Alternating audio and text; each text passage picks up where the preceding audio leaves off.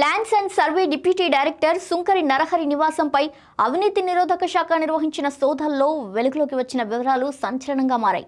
అధికారులు వెల్లడించిన వివరాల ప్రకారం ఇంటి నుంచే సుమారు 1,54,00,000 నగదు, దాదాపు కిలో బంగారం, కోట్ల రూపాయలు విలువైన ఆస్తులు, 2 బ్యాంక్ లాకర్లు, అలాగే విలువైన భారీ స్థిరాస్తుల పత్రాలు స్వాధీనం చేసుకున్నారు. ప్రభుత్వ అంచనా ప్రకారం ఆ ఆస్తుల విలువ 5 కోట్లకు పైగానే ఉండొచ్చు. మార్కెట్ విలువ మరింత ఎక్కువగా ఉండే అవకాశం ఉందని అధికారులు చెప్తున్నారు. ఈ ఘటనపై సోషల్ మీడియాలో కూడా తీవ్ర చర్చ కొనసాగుతుంది.